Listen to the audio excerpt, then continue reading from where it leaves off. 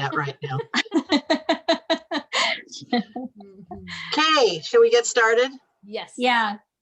Well, welcome everybody. We're so glad to have you tonight to move your feet. Happy to have you here and hope that we can each share something that will bring some positive vibes for this Valentine Day season that we're in right now about marriage. I'm going to have everybody introduce yourselves and how long you've been married and anything else you'd like to say. And we'll start, why don't we start with Rachel and Sean and then go to Patty and Harry and then to Mike and Kayleen and then come back to me. So Rachel, if you'll start, please. Okay. I'm going to let Rachel talk because I want to know if she remembers how long we've been married. Is it 26? No, 20. No, see, I can't remember. If Sarah's going to turn 22, then we'll be 24. On July 12th, it'll be 24 years. Okay, 24 years. Yeah.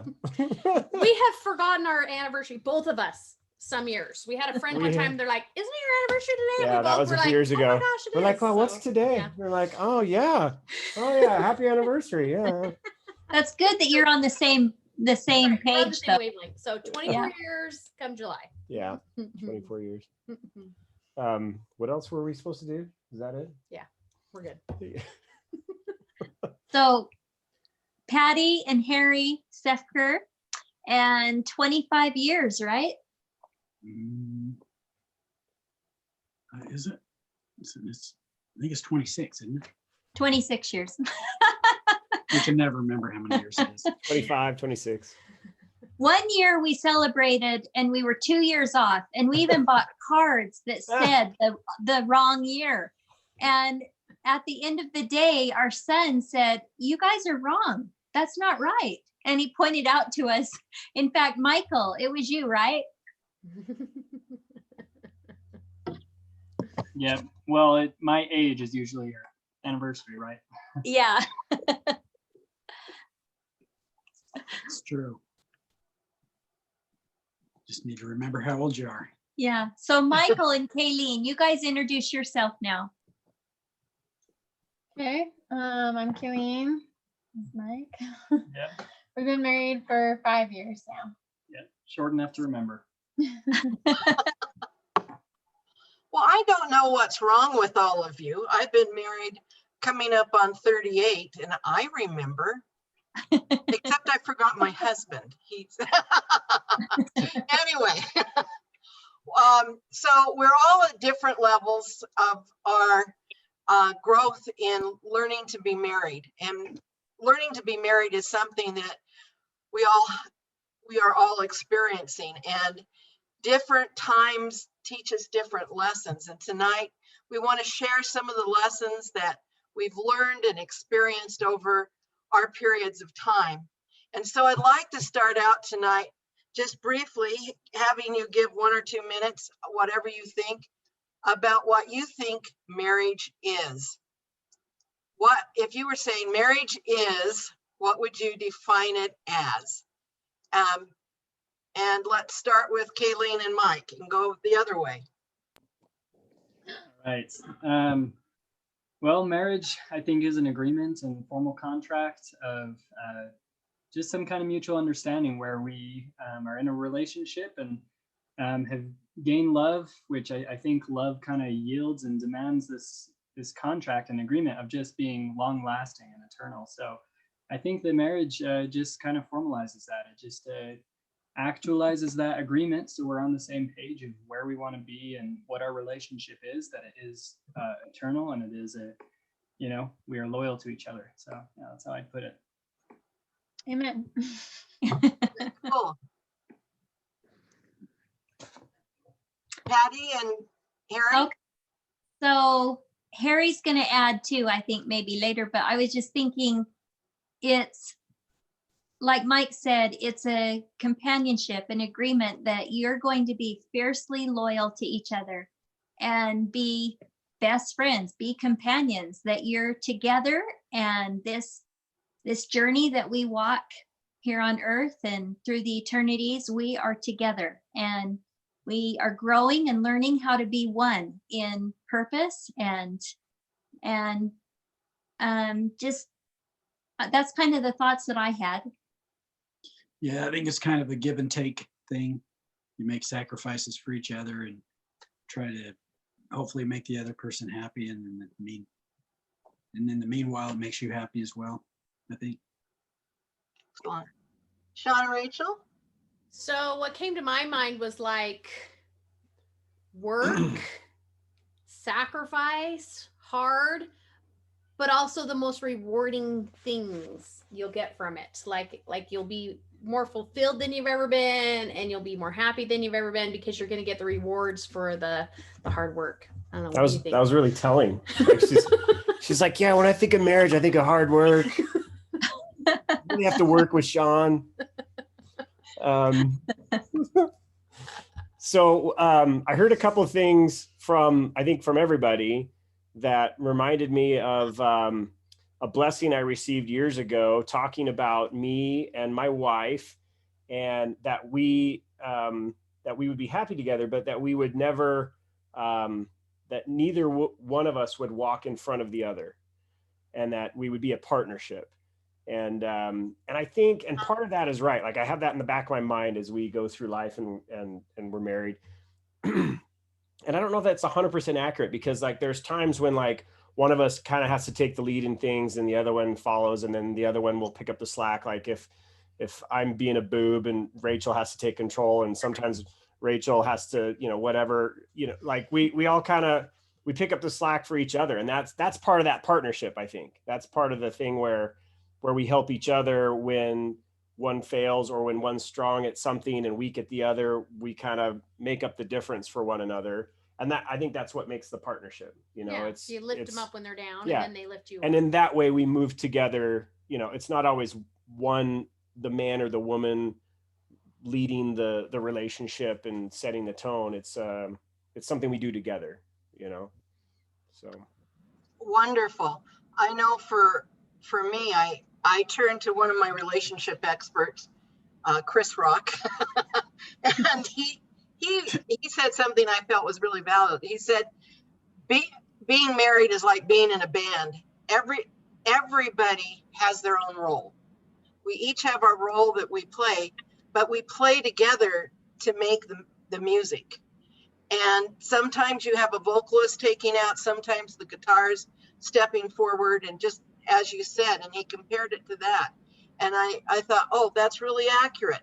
No one is more important than the other, but we have to work together to make that music happen in our relationship.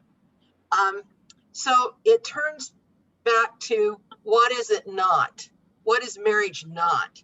And I'll start out, and then we'll go back the other way through Rachel, then Patty, then Kayleen. But for me, marriage is not a competition.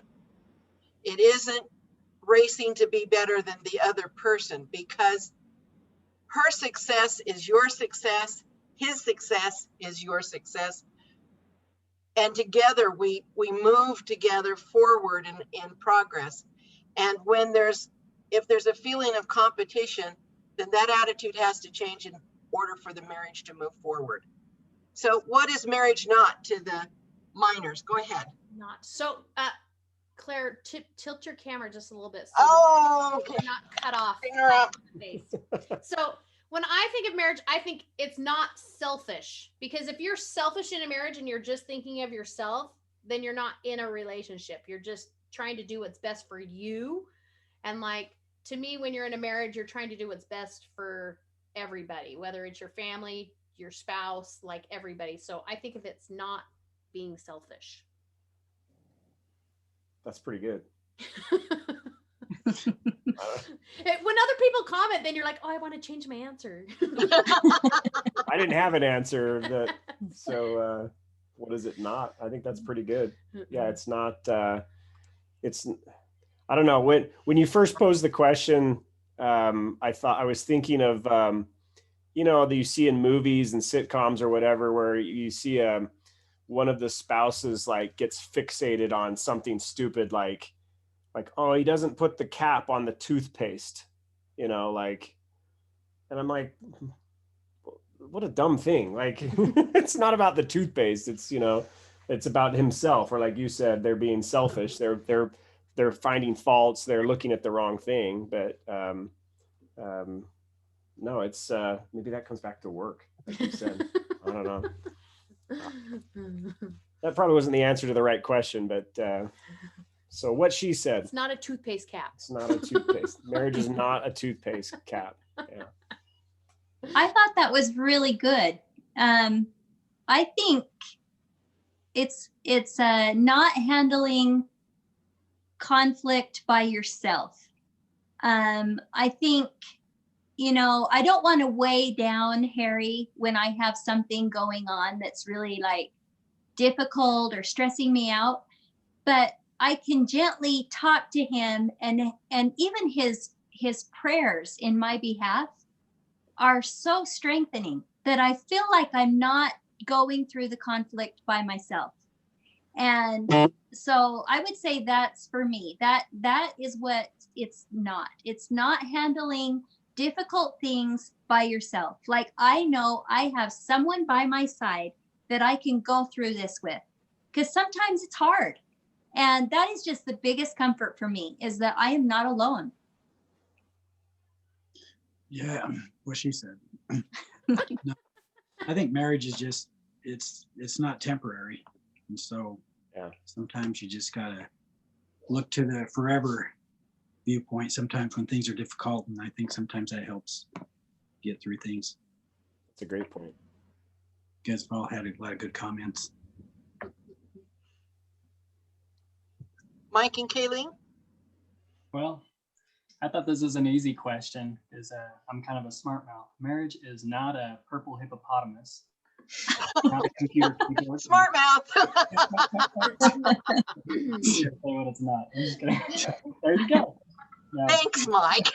no, I think you guys have said great things. My notes are just like, or my thoughts were, it's not a casual thing that's just fleeting, and you hop in a marriage just for personal or financial reasons or fame or anything like that. It's down to the nitty gritty, deep stuff within you. That's what drives the relationship. And so yeah, marriage is not anything except the definition maybe that we gave it. Thanks so much. So as we talk about marriage, one of the most important pieces in making a marriage successful, many relationship experts have said, is communication. And I'd like to have you just briefly, what part of communication is important to you? What makes that synergy between the two of you strong in a matter of communication? And since Mike didn't have a chance to answer the way he wanted to with using the purple hippopotamus, we'll start with Mike and Kayleen and go that direction. Go ahead. Briefly, I'd say communication. I like to just talk a lot. As long as we're not like yelling or like hurting each other's feelings, I think quantity is great, and quality too. But I like to just talk a ton, and eventually that seems to go somewhere. I don't enjoy talking as much. I'm more of the kind of, if I'm upset, I'll just like shut off, and I don't like to talk. But so Mike has really helped me with that. So I think talking definitely is important when it's in a good, safe space. Good point. Patty and Harry, what makes your communication good? I think you have to be able to feel like you can talk to each other when you have conflict, not in an arguing way, but you need to be able to say what you feel, because otherwise it builds up inside and causes bigger problems in the future, I think, for me. And I'm not a communicator. Patty's a really good communicator, so. Whatever. I agree with Harry. I think that has saved us through the years, is that we talk and we know how each other feels. And marriage is like, it's a learning laboratory.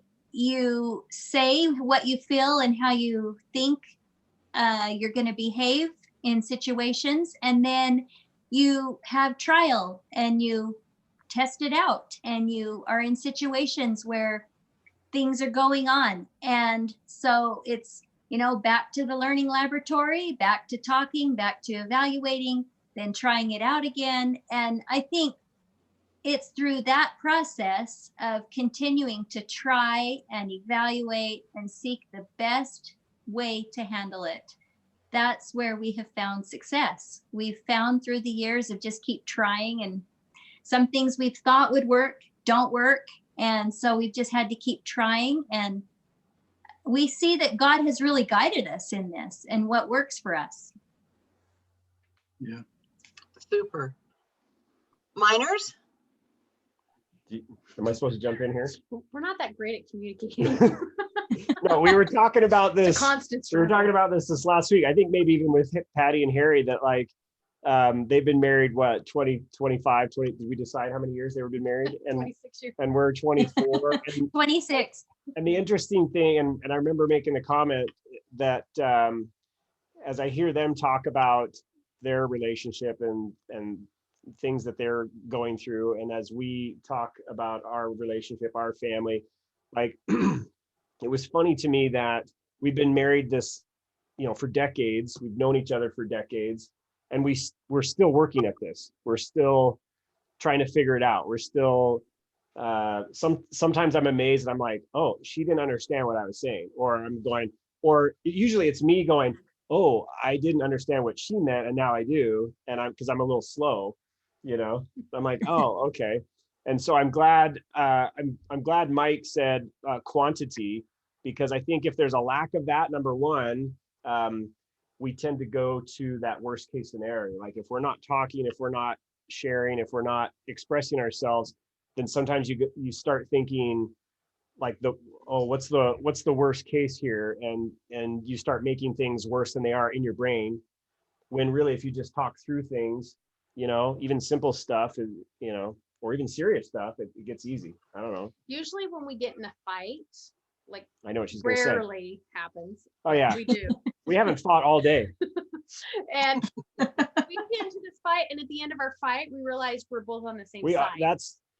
That's most And of we've our been arguments. fighting on the Most same of our arguments. side. And because I guess we're not good at communicating, at the end we both kind of go, I think we're on the same side of this argument. We're just using different words, which I guess is good. Yeah.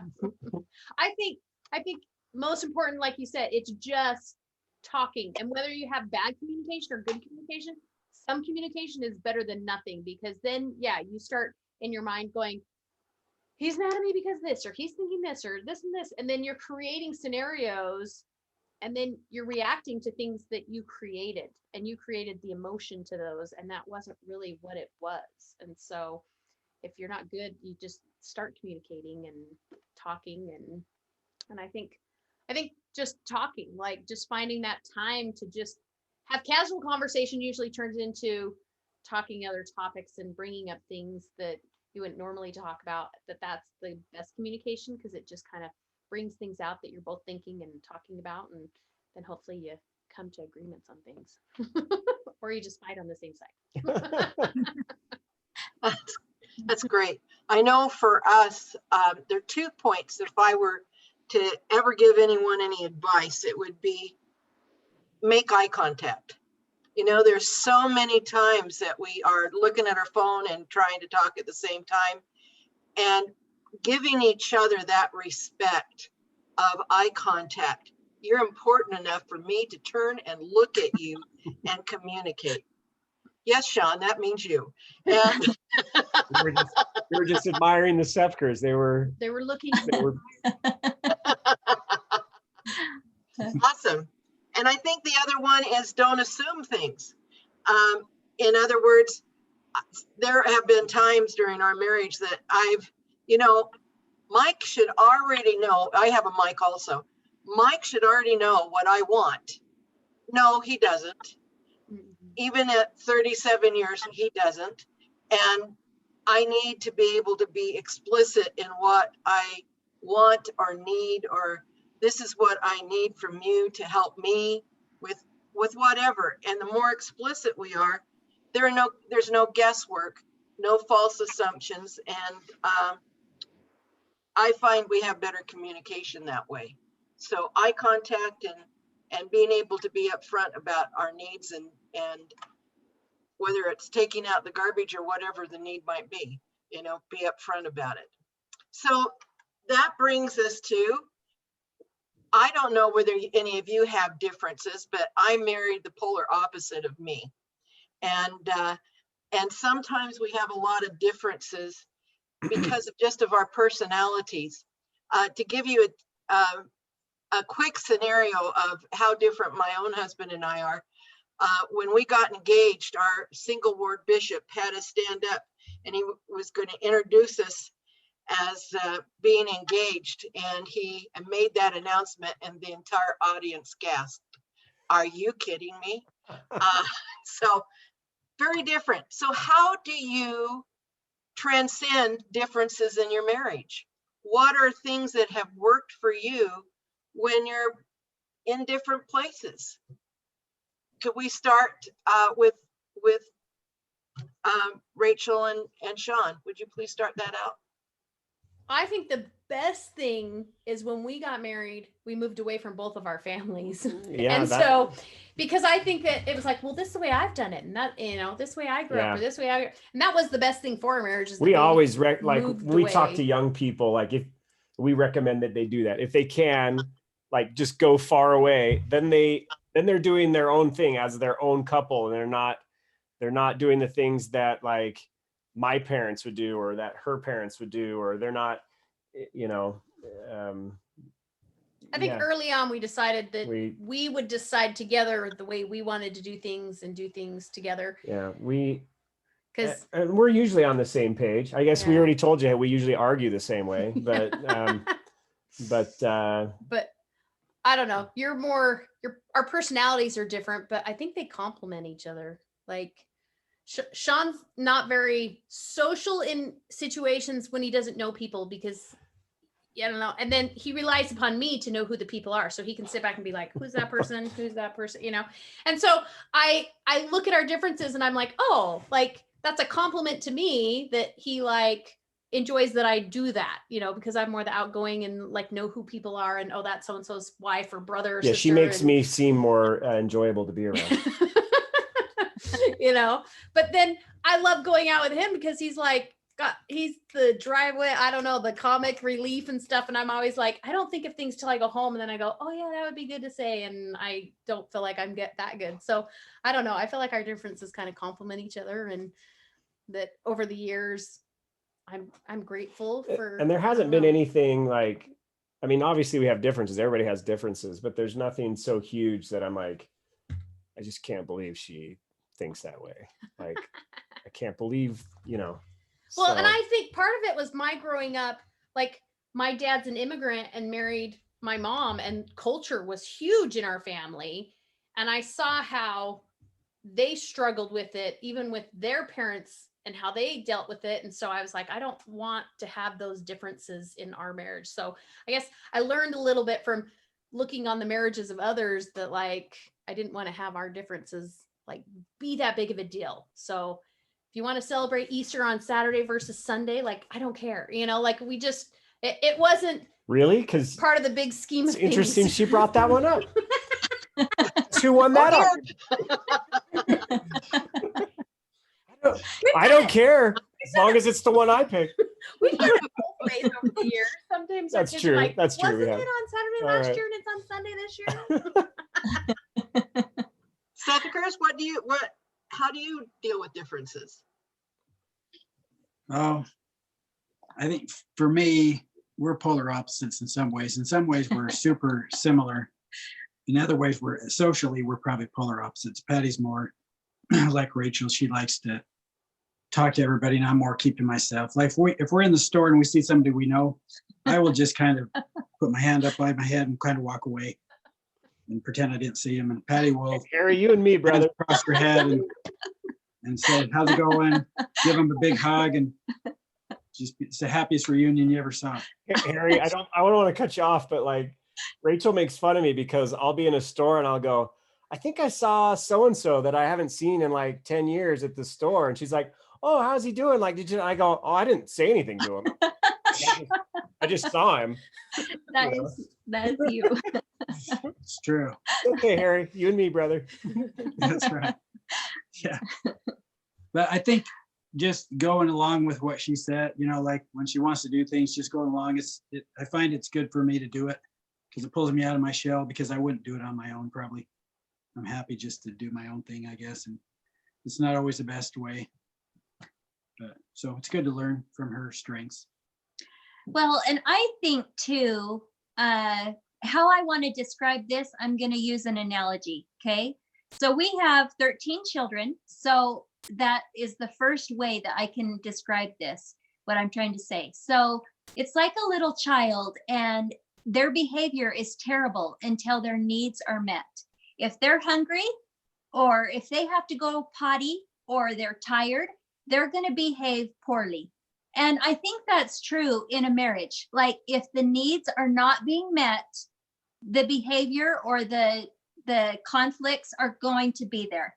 And so I think it's really important to always evaluate where the needs, if they're being met, and the needs may be, you know,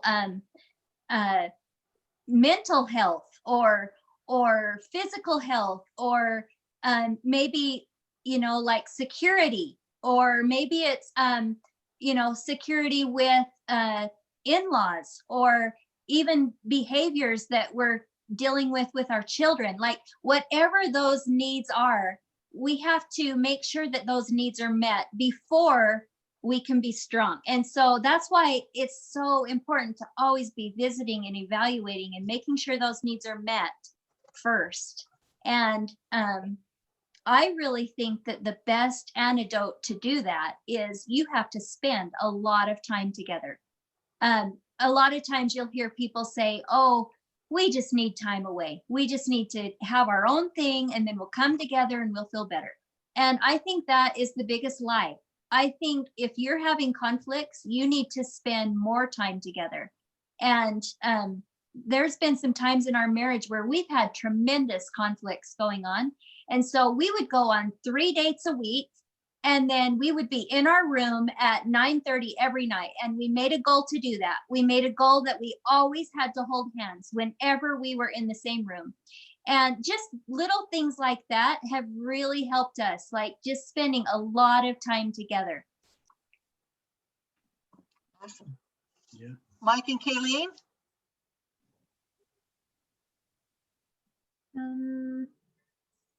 I can start the engine.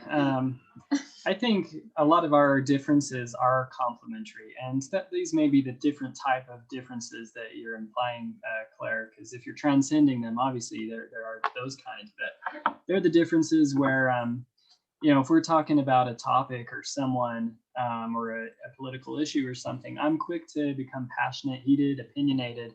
And Kayleen is always the defender. Even if she doesn't know the person, she'll argue against me for them, even though she, you know, is not biased for them or anything. She's just the defender. And so sometimes, you know, we'll have differences like that. But we're talking, you know, have we ever agreed to disagree?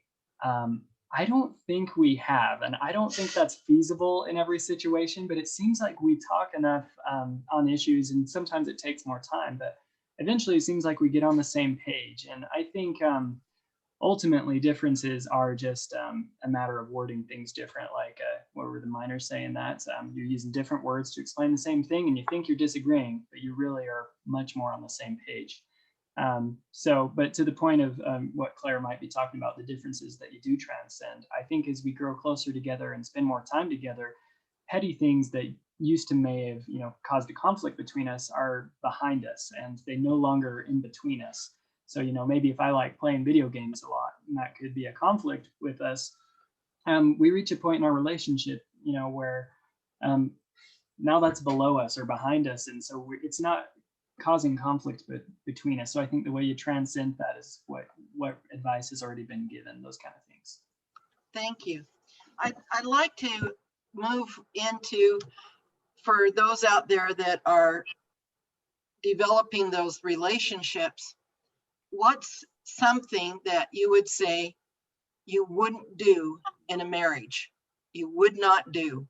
And I'd like to start by a quote that I found that I thought was how it just typified how I feel about it. It goes, the moment you measure love, it becomes a transaction, because it guarantees you are going to be disappointed.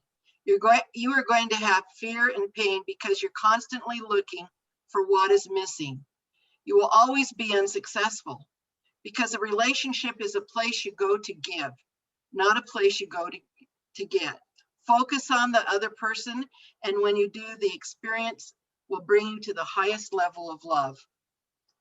And I think sometimes when we get into marriages, particularly past a few years, there are people and have come to my office and have said, you know, I'm just not sure I married right, or he just doesn't give me enough attention or enough love or enough this or enough that, or she's not listening to me or something like that. And they start counting and making measurements about where their marriage is.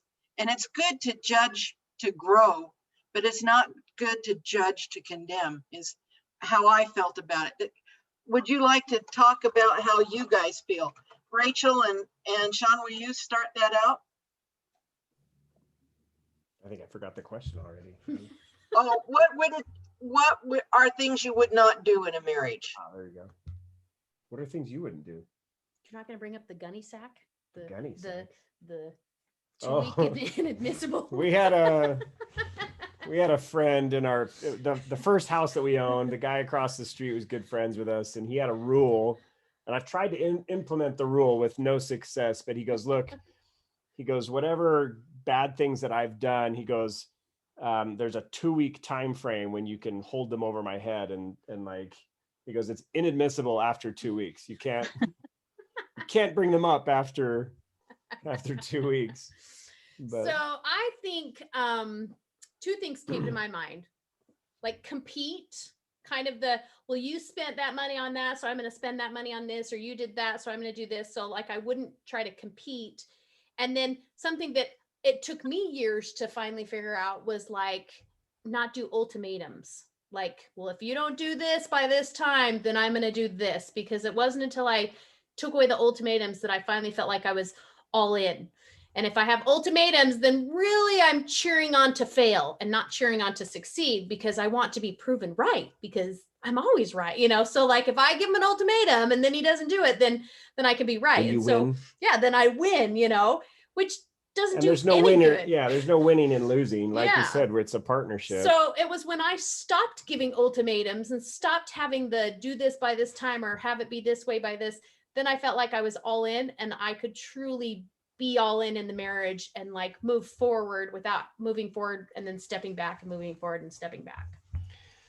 And Claire, the one thing you said, I was thinking about, what did you say? Measuring things. I guess I'll go back to the toothpaste cap, you know, like if you'll find what you're looking for. So like you said, if you're going, well, he doesn't do this or she doesn't do that or that, and you're finding things that you're unhappy with, well, you're going to find a bunch of stuff you're unhappy with. But if you flip that over and go, okay, well, why did we love each other in the first place? Why are we to get together? What do I love about her? What does she do good? And if you're focusing on those positive things, then you should be able to find those positive things, and that's what you can dwell on. And then you'll find what you're looking for. So if you focus on the right things, then yeah, if you got married to get divorced, then you're going to get divorced. But if you got married to like stick together, then you're more willing to like work to make it stick together. Yeah. Super. Patty and Harry? Okay, I guess I'll go first this time. So I was thinking, Harry and I have just been talking about this. You know, we see our, you know, people that we work with or whatever, and I don't want anyone to feel like we're judging, but we've just decided in our marriage, like, I will never go to lunch with another guy. I will never take, you know, like accept an invitation to go running with another guy. that's just something that I have told Harry I will never do. And because I feel so strongly about that, when there have been situations where, you know, even like in church callings or whatever like that, I've seen that Heavenly Father has blessed me that I've never been in that awkward situation where I've had to do that. Like I've always been able to not be just together with someone else of the other opposite sex. So I feel like that's a blessing to our marriage and to me, that I've been fiercely loyal to Harry in that way. I'd say probably for me, it's when we have a conflict, I don't really confide in other people. I try to talk to Patty or, you know, pray about it, but I don't really talk to other people about it because I think it just brings them down for one. And then they tend to think you're still having the conflict and you've reconciled and come back together, moved on a long time ago. And in their mind, you're still having a problem. So that's just something I do, is I just don't confide in other people. Excellent. Excellent. Mike and Kayleen? Yeah, that makes me think too, Harry, like, don't like advertise all your problems on social media. Like, that's a bad idea. Yeah. Like you said, it just blows out of proportion, and like people don't need to know your business. Like, you'll resolve it and it'll be okay. But one thing I thought of was with our communication, one thing we've tried to do is never say always or never. So like, you always do this or you never do that, because usually it's not true. And then that can make the other person really defensive. So instead of saying you always do this or you always do that, instead phrase it like, when you do this, it makes me feel this way. And then that can lead into a conversation where you can talk about that issue. Yeah, I think Kayleen's advice, and I think all the other advice too, or like the minors said, especially of like, you find what you're looking for. Don't do any action that assumes the worst of the person. Look for the best in them. Because when you honestly think that everyone's giving their best in life, this is kind of a Brene Brown philosophy, you get along better with people. But if you think people aren't giving their best, or they're just not trying hard enough, you don't know them. And it just leads to, I think, assumptions and judgment that are very harmful. I love that. I had a professor one time. That's what he did, is he said, I always accept that everybody does their best that they can do. And he says, and I have a happy life. And I think that's indicative, is when we plant those seeds of saying that people are trying their best and doing their best that they can do. Yeah, it just brings positivity into the whole mix in the realm. Well, we're all at the end. I'd like you to think about for just a second what you would, if you had somebody sitting before you and they were having problems in their marriage, what would be the one counsel that you would give? Just think about that for a moment.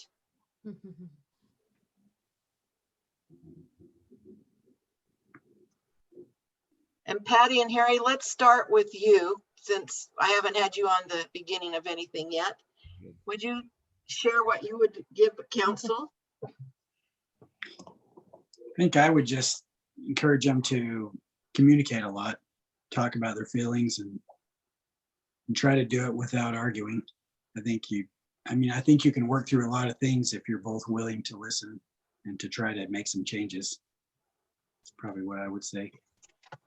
I would advise them to have affection every single day and to pray for their spouse every single day, morning and night. Excellent. Kayleen and Mike? My advice would be to put God first in your personal life and in your marriage. I've noticed a lot that when we do that, or even if I do that first, like just try to become closer to Christ and pray a lot and do those things that will help me with that, then like everything just gets easier. Like all these things we've talked about to help your marriage and things just come more naturally, and I have more love and charity towards my husband as well. So that's what I would say. Yeah, I think I'd add the communication thing is big.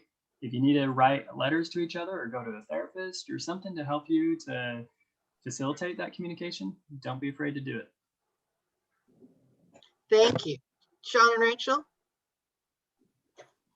Do you look at me because you hope I'm gonna go Well, first? I got two things. Okay. Good. So the first thing I thought of is when you're starting to like maybe look at fault or judge somebody else, like look at yourself, because nobody's perfect. And we all sometimes expect that spouse to be perfect. And so when I look at myself, I'm like, oh, well, he married me and I got all these flaws. So like, you know, I should be more compassionate because I have usually more than I'm finding with them. And the second one is to serve. Like, I think if you're having problems or you're wanting to love someone more or you wanting to have a better marriage, if you like serve them, you're going to learn to love them more and appreciate everything they do, because you're going to be in that serving mind frame. And when you're in that, then you see all the blessings in your life. Anything to add, Sean? No, it's hard to top all those things. And a lot of what was said, I agree with all that, but yeah, the only thing that came to mind, I didn't have a good answer for this one, actually. Someone mentioned a relationship with your Heavenly Father or praying. I think if you pray with your spouse, I think was it Patty or somebody said to pray for your spouse. That's obviously important. And praying for your spouse, I think, is even doubly important if you're doing it like with each other. But like, so if we're praying together at night and I'm saying the prayer and she's hearing me pray for her, that's different than just me somewhere else praying for her. Like, she hears that. And I think that helps both of us, you know. I think a lot more could be said, but that's all I got right now. Well, we certainly could go on and on and on and on, and I have about 12 more questions, but it is 7:16, so we're kind of at the end of our rope here. I'd just like to add, one of the things I think, if I had to give that counsel out, would be that you can only love another person as much as you love yourself. And if something needs to change in the marriage, you look at yourself, because you never can change anyone else. But if you change yourself, there are great chances that that person will rise and be the person you want them to be. And you can't judge a book. You can't. Things can happen. Potential can burst forth. I've seen some really great things over the years where people have changed and made a great relationship of something that was pretty rocky, but it comes from working on yourself first.